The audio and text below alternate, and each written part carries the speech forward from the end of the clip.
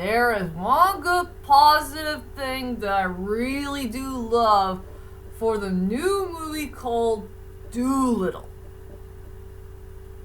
They did bring back the emotional moments for the animals. At least this movie is a whole lot better than that stupid, horrible live-action movie of The Lion King. If you know what I mean. Well, anyway, hi ladies and dudes. This is Rebecca Barkley, aka Boobop197. This is my review for today. And yes, we are finally here on season 9 of my movie reviews. And I do want to apologize for all of you that I did not do a later on movie review list, is because, thanks to that idiot couple bull crap, I wasn't so sure if I'll ever do more videos that is coming in the year 2020, because I'm too scared if I'll lose my channel or whatnot. So I do apologize for all of you that I did not do a short video thing of what my next movie reviews are going to be, if you know what I mean. But I will do the very best that I can to make season 9 happen. I'll try to do my very best of which one of these movies I'm going to do next for my next movie review for season 9. So be happy, I'm finally going to do one today for all of you. And here's my movie ticket, if I could clear her up. So for my next movie review is Dolittle. And I do want to apologize for all of you that my movie ticket was a mistake. It was yesterday when I seen it, not on the 18th. So I think I should have told the person who gave me my movie ticket I just want to see it on a Sunday, not on a Saturday. So I do want to apologize for all of you that my movie ticket was a mistake. I think I should have known better. So, anyway, without further ado, ladies and dudes, let's head on to my next movie review of Dolittle. And the next adaptation of everybody's favorite, something that was based by a book. I have never read it, but I remember I got a copy of it upstairs, but I never read it, so I gotta tell you the truth right away. Oh yeah, and here's the spot I went to for yesterday, where my seat is. So here we go. Here is my latest movie review of Dolittle. All I can say about the main plot of the story is Dr. Dolittle and his animal buddies, along with this young boy who wants to become an apprentice for Dolittle, they are on a quest to find some mysterious fruit that came from an island so they could save the queen from some unknown illness that came out of nowhere. And that's all I can say about the main plot of the story. So I guess everybody wants to know is, what the heck do I think about this new movie called Dolittle? Well, to tell you the truth is, ladies and dudes, I really did enjoy this movie. I will say it is a much better movie than that stupid live-action version of The Lion King. And to tell you the truth is, I did not see that stupid movie in the theaters, back in July. And I hope everybody will regret of seeing that stupid live-action movie that really did ruin one of the most greatest films of all time. But thanks to Dolittle this movie did fix that major problem. And it's truly the best, strongest point in the whole entire movie. And I will get to that strongest point moment in a moment. So, let me go ahead and tell you about what the heck do I think about this movie. Like I said, I enjoyed it. It's a very fun film to watch, and yes, it is truly a family film. I will say, it had a good storyline for the most part. The characters are freaking likable, and some of them are okay. I love the cinematography. The score is pretty darn nice. I freaking love the voice cast for everybody who did play the animals. And, I think that's it. That's all the things I really do like about the film. So anyway, let's head on to my strongest points and the weakest points of Dolittle. And this strongest point is very darn special to me. Because if you know me in my couple of videos here and there, I freaking love animals. And animals is one of my most favorite part about my own life. I am crazy about animals.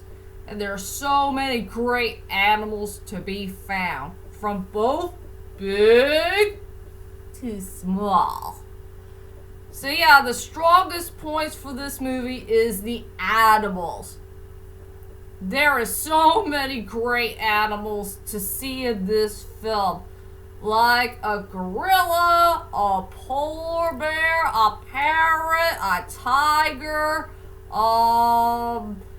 let's see, a squirrel, and elephants, giraffes, you name it. And the best part I love about those animals is they really do have emotional moments. There is so many great animals out there who has a whole lot of emotional moments. Like the polar bear, who is so freaking cool. We got a gorilla who's a coward. We got a parrot who is so freaking smart. A lion cub that was so darn cute.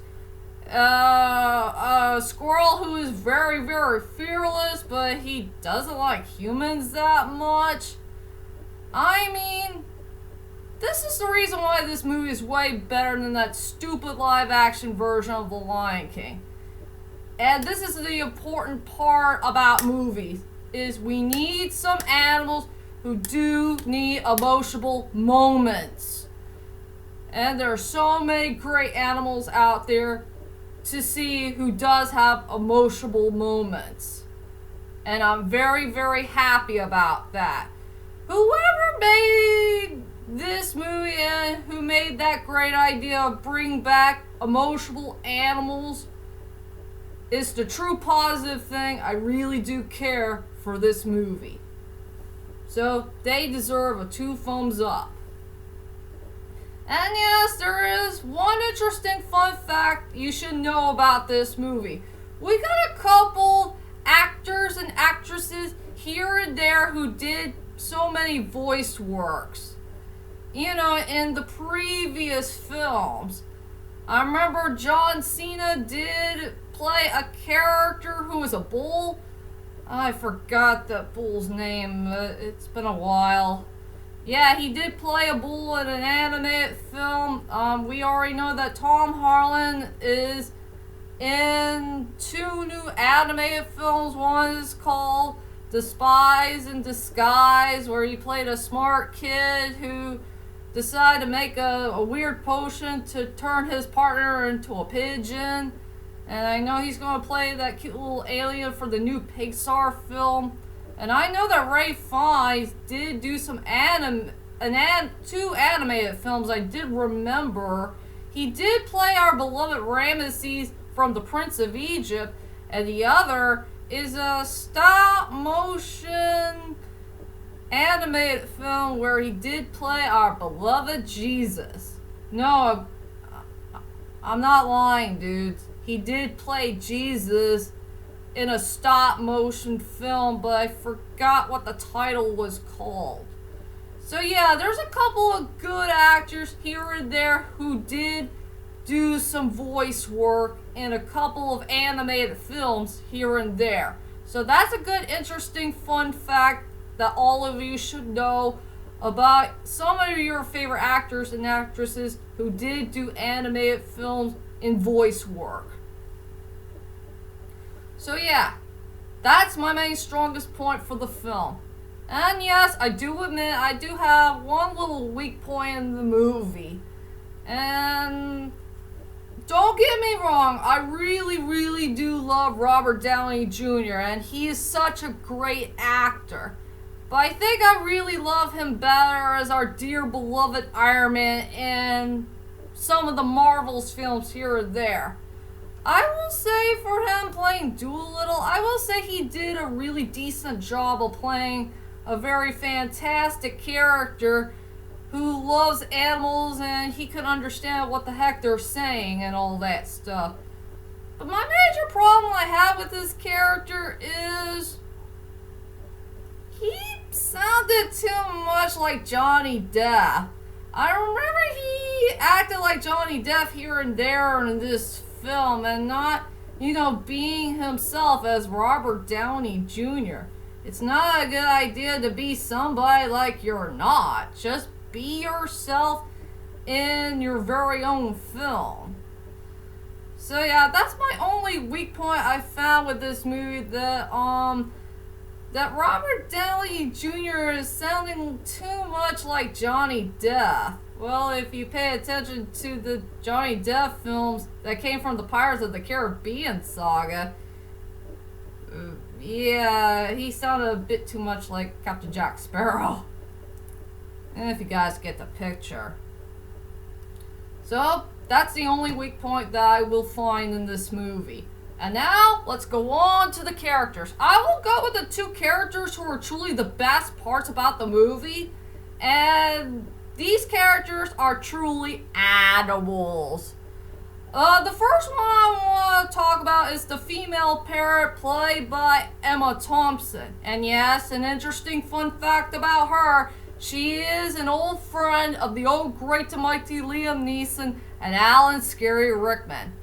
And she did one heck of a good job playing this really cool looking character who's, I think, somewhat one of the main leads of the story.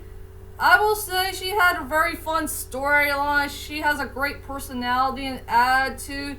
And she's one of these animal characters who could straight up Dolittle for some of the scenes here and there in the film.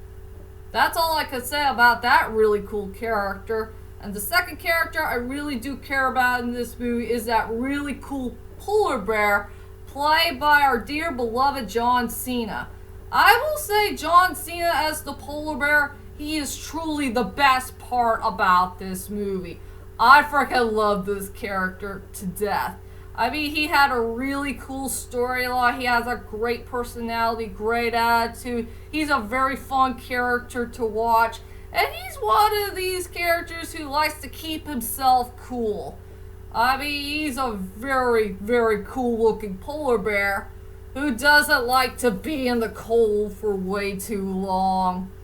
And I think John Cena had a very fun time of playing such a great, memorable character who has such great personality. I just love this character to death. So, this polar bear dude, he's a great character overall. And now let's head on to my final thoughts of the film. Overall, Dolittle is such a very good movie to watch, and another underrated film that I truly enjoyed so far of this year. I will say, it had a very good storyline for the most part. The characters are likable, and some of them are pretty decent. I love the animals and bring back the emotional moments for all the characters that's in the film. And it had a good score, good cinematography, nice costume designs, and it's going to be a very underrated film to watch for the year 2020.